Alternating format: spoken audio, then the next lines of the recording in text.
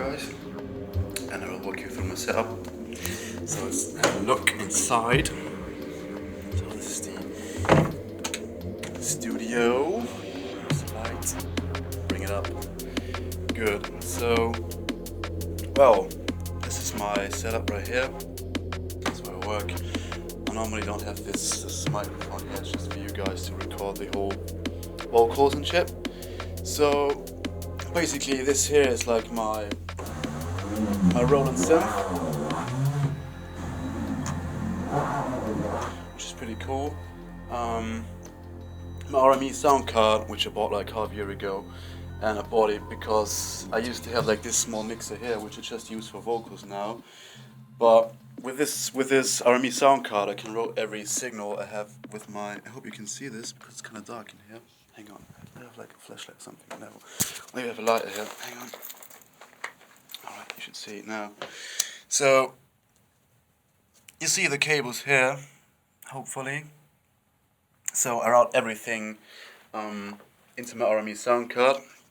So I don't have like a separate mixer. Everything's going directly inside here. Then this is like my Lexicon reverb rack. It's kind of cool. It got some like pitch shifting effects as well. It's not too expensive. Those are my old Akai samplers, which I really like to use here and there to make like nasty hip hop instrumentals or shit like that. And yeah, this is my virus synth, my MIDI keyboard, my mouse and shit. Those are the new speakers, the Adam A77X. 2 times, one is here, one is here. And yeah, this is basically it. Here's the place where I work and do the tunes. And yeah, I hope you're gonna enjoy the tutorial. Stay tuned.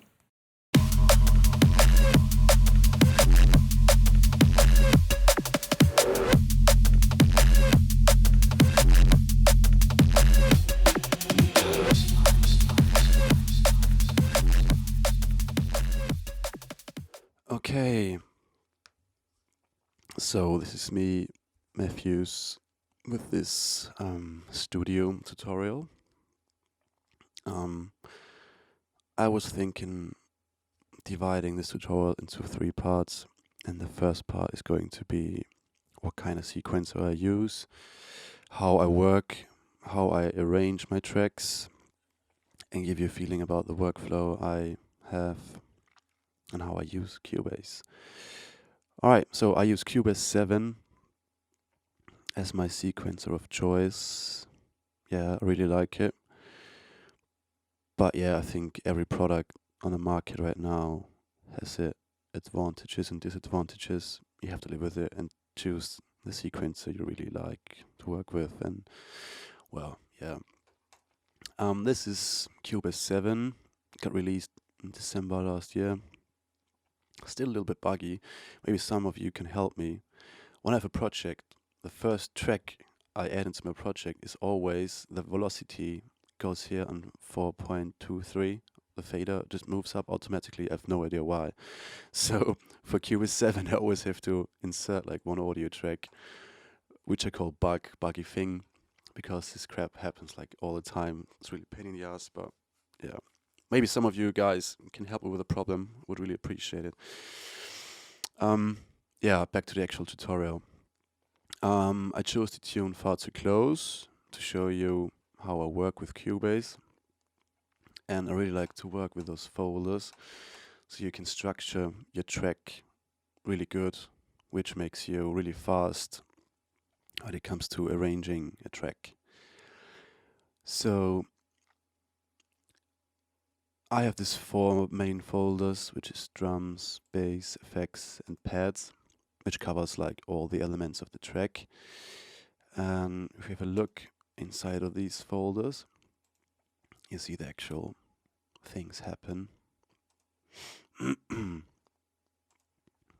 Yeah, it's like 73 tracks, which is not too much. But for this track, it really worked to just use like sounds which are like really good, and not too much like overloading the thing. So this track is like really stripped down to the basic elements of a track, like a few drum notes, a few bass things, effects, some pads, not too much action going on. Um, yeah, but I'd say let's just have a listen till it drops, so you can see how it, builds up from nothing till the drop. And I will talk a little bit about the files and shit. There we go. Yeah, so the intro, like some delayed reverb, percussion things. You hear this? Pretty standard to give it like this, groove. Here we got some drums, which are like filtered, not to giving away too much in the intro already. So it's the same sounds I used for the drop, but just EQ'd a little bit. Some pads, effects going on, breakdown, epic chord, blah blah. Here's the vocal section, which is pretty cool in this one, I think. Let me tell you a story. So I doubled this vocal, and yeah, there's like a delay and a reverb to drop it into the track, which is kind of cool. You didn't do this shit anymore.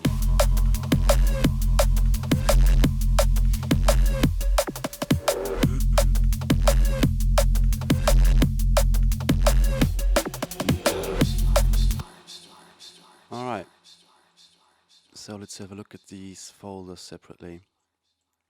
First one is the drum folder. As already mentioned, it's really basic stuff here. Yeah, this is the bass drum, for instance. It's like, as I mentioned earlier, I used to work like with my working projects and my music projects. So all my sounds I use in this music projects already engineered and processed to the fullest. So I have like this sample library going on, and I just make those bass drums, for instance. And then when I get like, okay, I want to do a track, I have like the samples I did, which I use, which is really cool because you don't have to bother, about the mix down and shit when you're actually writing music. It's really kind of cool. Yeah, so if I open up the channel here, you see this just one EQ. What does it do? Like, okay, like little peak at this key frequency in F, and with a 2 dB bell going on. Not really special. Here are like 3 copies of this bass drum, and those are like sidechain signals going into the mid bass and the sub and into the Reese group. So you'd also could like use this track and do a send effect into the sidechains, but I really like to copy the signal and really directly into the sidechain, because if you want the sidechain to be like a little bit, the event like being a little bit earlier triggered, you just move your signals, and it doesn't affect your actual bass drum, because those are like directly into the sidechain compressor. So this is kind of handy. And also you can, if you're like stuck on a track, you just try to move it like this or something to give it like a kind of groove, to use the sidechain compression not as the actual tool for cleaning up your mix, but like an effect. You can like with a luck shot maybe get like a wicked groove or something, or like a cool effect. So yeah, it's kind of cool to work with the sidechain going directly into the compressor then, rather than doing like this send effect. Let's have a look at the snare drum. Yeah, as I mentioned, it's like already processed and everything. I will show you these processing things in the second or third chapter of the tutorial. Yeah, as you can see, I have a little high shelf here to bring down, actually a pretty big high shelf to bring down the high frequencies, because if you pitch up a snare, I think this was like a regular snare with a peak around 220 or something, So I pitch it up like, I don't know, 2 octaves or something. Or a little bit less, maybe like an octave and like 5 or 6 semitones, I can remember. But if you pitch it up, all the information gets pitched up. So normally the snare had like a peak to 20 and like this snappy thing going on here at 500, 600, at 5k, 6k or something. So if you pitch it up, the snappy part will also be pitched up, and you have it like over here, where you don't want it. So you have to shelve this down and bring up the snappy area a little bit with an EQ, and that's basically it. But I can show you these things in detail in a second part. But for this, you can see really cheap sounding bass drum and snare drum. But yeah, I already processed them, so they sound alright for this track. And this works. And as you can see, there's like no copy of this snare drum going into any side chains. And this was like the main concept for the track, because I was always like struggling mix down wise. You know, if you have like a track in F or F sharp or something, and your snare peaks around, let's say 220 hertz or something, you always have to side chain the sub and the mid, not the sub but the mid and the recess and mid bass stuff, not to have like a clash with your snare. So I was thinking, okay, screw it, I just pitch up the snare so I don't have to side chain the whole mid section. And it kind of worked for this track. So there's no side chain for the snare. It's going in, and that's it.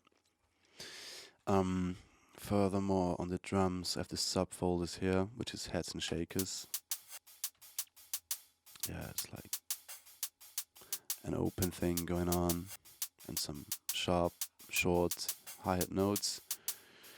And another subfolder, which is called percussions, which is just some random clicks and bleeps. But it kind of works for this track. And yeah, goes into a group. I think cut out the low end or something. No, not even. Just took out the high end a little bit. And actually, you don't want to see this. So this is like, I would have to make like a low cut around 200 or something, or even 300. You don't want to see like anything going on in here when it comes to percussions. Oops, fuck. When it comes to percussions, yeah. So this is the drums, and yeah, I routed all these drum tracks into a drum bus. As you can see, the side chains are not routed into it because they're directly routed into the sub and mid bass things. Oh, I forgot to route this reverse thingy here. Okay, whatever. No matter. Doesn't matter. Yeah, and on the drum bus, there's also like nothing going on compression wise, because you know the sounds already work. Just have this reverb and bit crush plugin, which is like bypassed now, but will be like active at certain points of the track. Just a little thing. And this track worked not a lot, but yeah, actually a lot with funk breaks. Like every 8 bars, there's like this funk break coming in. Just, you know, to spice it up a little bit. Nothing special. Took out the low end here, not to clash too much. Here comes like this open splashy thing going on top. Pretty cool. Another funk break here. Guess it's a photic break, yeah. Which is faded in. Sounds kind of cool. Yeah, some more like, I think it's kind of think break or something. I like, yeah, this old school shaker. Yeah, you can download this funk breaks like everywhere. I really like to, you know, as you've seen, I like to engineer my drums separately and like super clean and stuff. So I think it's kind of cool to bring in some dirt and funk with those old breaks. It doesn't work for every track, but for this track, I think it kind of works pretty good. So that's a tip from me to you guys. Try to keep the funk alive, not to overcompress certain things. Yeah, but yeah, whatever. Let's go into the next section, which is the bass. Let me solo that for you for a second. You see this bass sausage going on here. And some, fills, synth fills going up. So let's have a look at this bass. The actual bass section, this track is like 3 tracks. It's this sub, which is like slightly pitched, a little pitch modulation, LFO. Then there's this mid bass, which is just like a little addition to have some overtones. And this kind of wobbly LFO mid bass thing, which I've done with a virus synth, but you can do this with the FM8, for example, as well, which I'll show you in the other part of the tutorial. So yeah, those 3 groups. This is the main heart of the track, and it's really simple. And I can show you now the side chain I did over here. So this is the side chain which goes into the sub. So you can see when the bass drum hits the sub, it's like ducked. Then you have this mid bassy thing, which is side chained by this one. As you can see here. Here you go. And then this mid thing, which is not sidechained at all, because this section is like, this terror mid bass, full on bass line. And I thought this one has to go through the whole track. And it worked pretty good. This is a group where all this mid-rangey kind of stuff is happening. Let's have a look at this.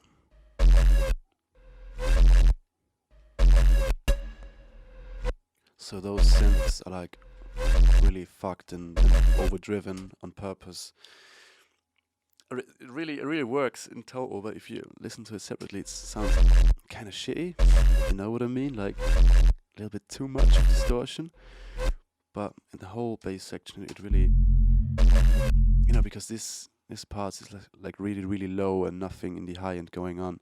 So this is kind of refreshing for the listener to have this muddy half of a bar, like bloop, and then this sharp answer thing.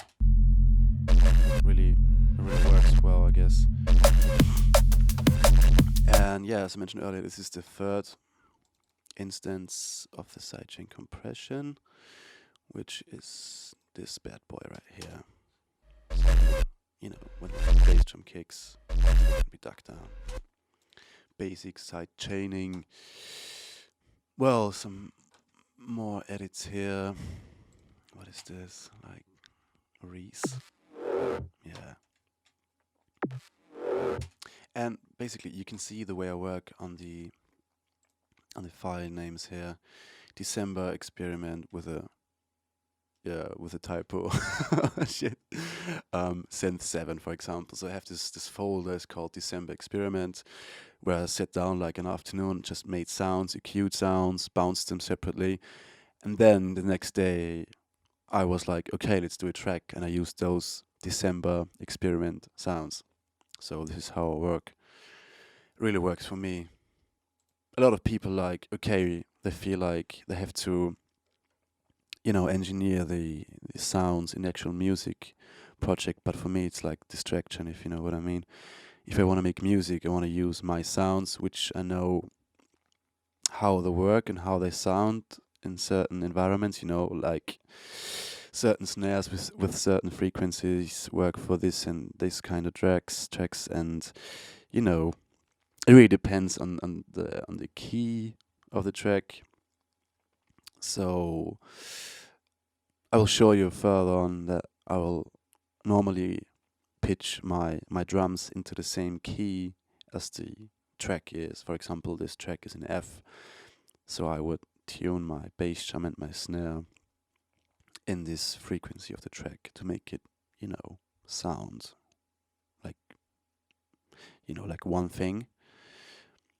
You don't have to do it. It's the way I do it. It's not everything I say is not gold to make it clear. It's just the way how I work. And if you if you feel like, okay, this is shit what he tells me, then yeah, maybe it is shit. It's not like I never learned this stuff like at university or like I just tried and error for like 8 years now, and this is the way I do it. So yeah, don't feel like you have to do it my way. It's just it really works for me. So back to the track. This was the bass section. Let's play it again. Yeah, pretty simple.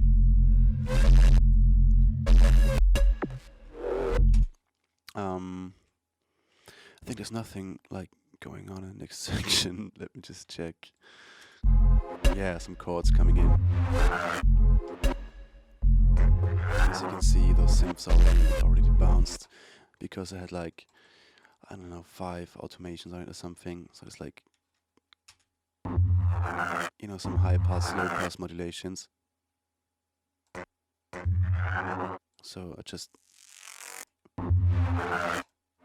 bounced it to be like safe that these automations are really coming in time.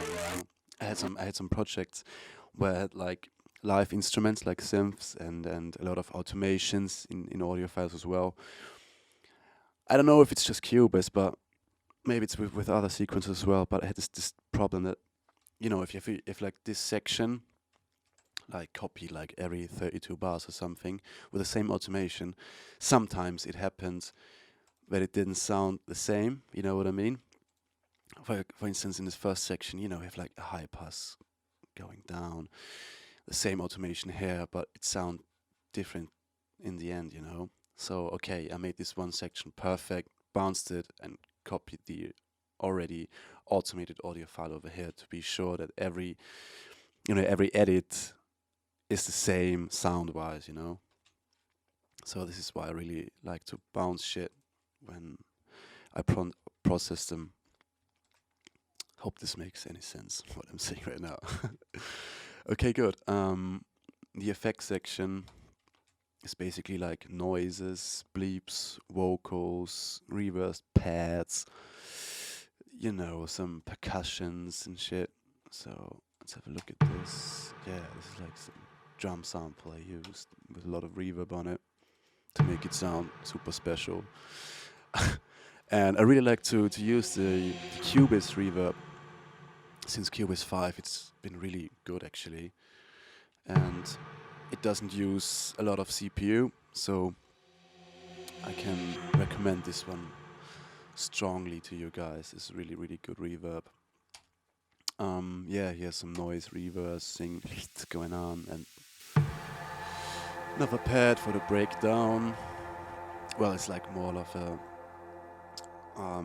impacty reverb thing. Let me tell you a story. Here's the vocal from Art of War. It's a shit movie, but the vocal is kind of cool. And here we go. Thought you didn't do this shit anymore. Yeah, and as you can see here, I've doubled the vocal, so this is like the dry section. This section is like the long delayed one, and it's like, I think the same, but a little bit more quiet. So, let me tell you a story. Yeah, you get this dubby feeling going on. So, is there anything else to say about the effects? Let me think. I don't think so. What's here? Yeah. Like a lot of sounds with a lot of reverb and delay. That's effects for me. So this is not really special. The last folder is the pad section. As far as I can remember, I made like a lot of the sounds with the virus. Um, so I recorded them, EQ'd them, and then I bounced them. So yeah, this is like this LFO-y, annoying kind of thingy with this. It's like a filter, like a notch filter, going up and down. Same with the pan automation, pan ram automation. So it's kind of yeah muddy, ugly feeling going on. What's the second pad like? Yeah, this whining dog thing, like a pitched up sound. What is here? Yeah, some bass thing going on at 17 where the drums come in. So when you mix it live, you have already some sub in the track, so it doesn't sound too empty but not too full, because you don't want to give away too much. And then 2 pads for the breakdown coming in. Yeah, as you can see, I've bounced all these pads because there were a lot of reverb automations on it. And as I mentioned earlier, I just wanted to make sure, you know, in this section here, it has to be the same here and here. So I made it perfectly done one time and then just copy it. So yeah, some more effects. Bum bum bum. Yeah, so you can see I split it up again. It's 2 notes like dry, the third one super wet, delayed. Yeah, I think you all know how this works.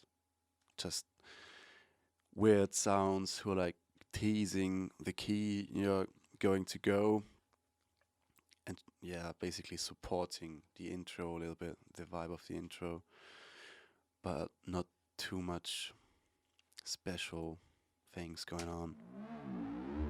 Yeah. So I think that's everything I can tell you about the track, Far Too Close. Well, to be honest, it's one of the few tunes I really still love, you know. If you make music, I think you guys will agree that it's a really long way from the first day you start a track till the last day when you know, send it to labels or whatever. And during the time, most of the time, I really start hating the track, to be honest. But this one, I don't know why. This track, I really like this track still a lot, and I play it every time, even though it doesn't fit most of my sets because it's a really quiet tune. But yeah, I still really, really like it. And yes, this is Far Too Close. Maybe a few words about the mixdown. This is the new Cubase mixer, which is like, yeah, big and ugly. As you can see, I haven't done anything like super special on the master. It's just a low cut, 25 Hertz, a high cut, 20K. Some Antares tube, and hit play, see, okay, the whole track is going into this Antares tube. Just, you know, clipping a little bit, sometimes here and there. There's no drive at all. So just, maybe it doesn't do anything, maybe I'm totally wrong here. But it really works for this tune, I guess. I don't do it on every tune, but for this one it really, really worked. I had like mix downs without it and it sounded too clean. So I stuck with it. I really like the kind of feeling the tube gives the track. And then just some slight compression here. You see the threshold is barely even touched. So yeah, not too much going on this. So this means actually the way I work is I mix the tune down and you see there's like, because of the tube, there's no clipping at all. There's nothing going over this, over 0 dB. So what I would do now is I would bounce the track down, like the whole thing, how it is, export it, normalize it, remove DC offset, and then process it with the isotope Ozone 4, which is like my favorite plugin when it comes to, mixing down your track. Not even mix. No, it's the mastering is definitely the wrong word because it's not mastering, but you're doing in the end when you put a limit on it. So I just call it when I limit my tracks. Yeah, when I limit my tracks, I really like the ozone, the isotope. So this was MEFJUS Far Too Close, the track overview, drums, bass, effects, and pads. And I said it already, but the way I work is I have these working projects where I engineer my sounds. And then when I do the actual music, I just use my engineered sounds. It really works for me. And yeah, how I engineer these sounds I show you in the second part. So stay tuned.